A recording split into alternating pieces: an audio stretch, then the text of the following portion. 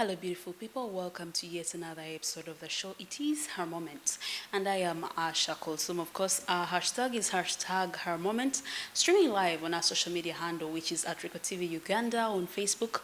For those of you on the go, and you can always get a recap on YouTube. My personal handle is at Asha Mahliz, USHERMARLIZ. Well, today we are going to be talking financial literacy. And when we talk about something like finances, we make sure we get the right people to teach us and educate us on the right things. Well, today we have an award-winning entrepreneur. She's a businesswoman. Sometimes I get confused on how to introduce her because she has done and she's doing a couple of very many things when it gets to finances. She is the ideal person you have to go for her. And I may say we should maybe give all our thoughts into this episode of the day because we are going to learn lots on how to, should I say how I will become rich? Well, this is her moment. Let's get it started.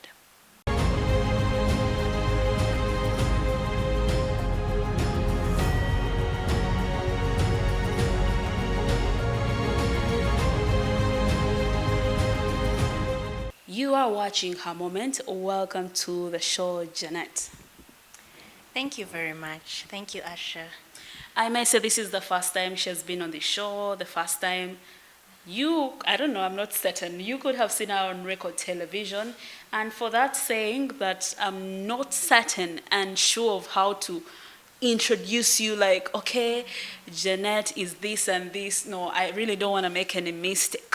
And professionally, you will be the right person to say, okay, I am this and this and so. Okay, thank you so much, Asha, and I would like to thank Rico TV for giving me an opportunity just to share my humble story and experience. My name is Jeanette Bugembe. I am married and I am a mother of one.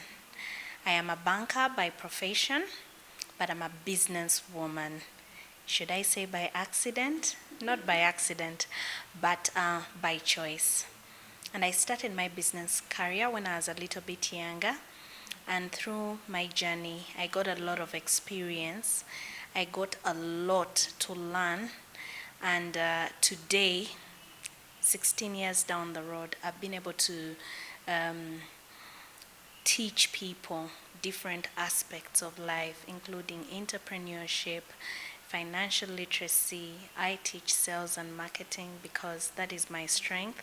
I sell to earn a living. The other thing that I teach is personal development, how leadership, how one is in position to lead themselves, and a couple of things. I also represent quite a number of companies.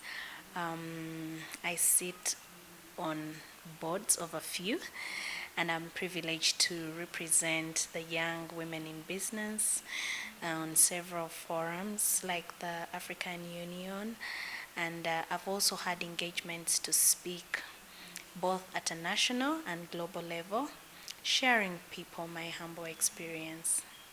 Well, Jeanette Bugembe has shared lots of her experiences to quite a big number of people, and from there they have picked, and I may say very many people also testify through her story. She has got a big experience on tangible things on developing businesses, and that's why I said if we are choosing the right person to talk finances, then we only have to choose her because she is the right ideal person to go with for business. Janette's story is quite interesting.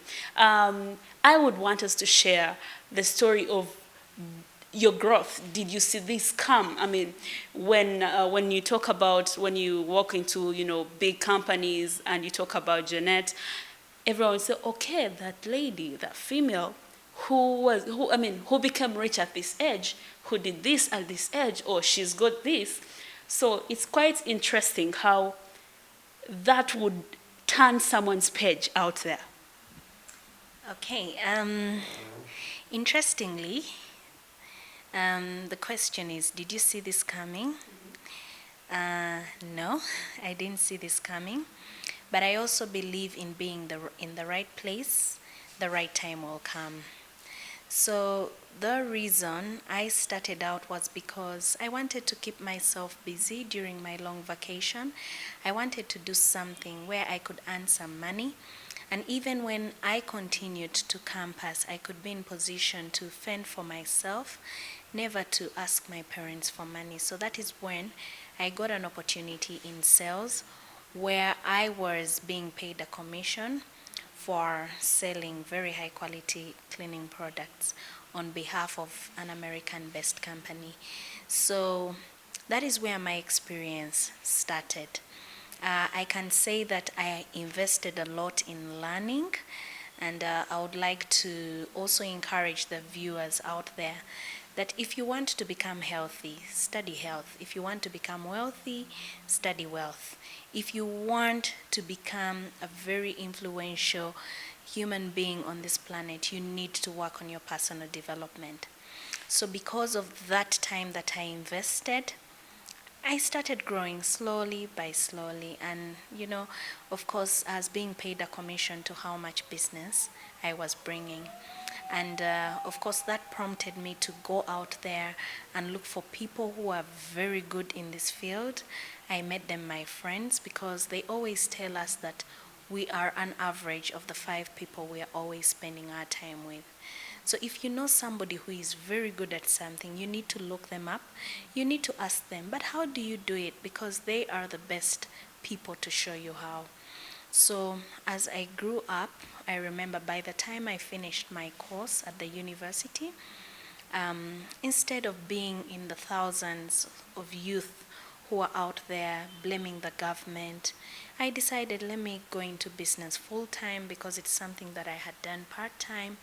And then, of course, my business began to grow. Of course, I stretched my potential. I always tell people that stretch your potential till it begs for mercy. I did things I never imagined I could have done in my life. Just like a mirage, when you are driving along a highway, you see a mirage, but as you get closer, it keeps on getting farther and farther. So did I see this coming? Just like a mirage, I kept on, every step I took, I saw a world of possibility. So I kept going and going and going, and eventually, this is where I am today.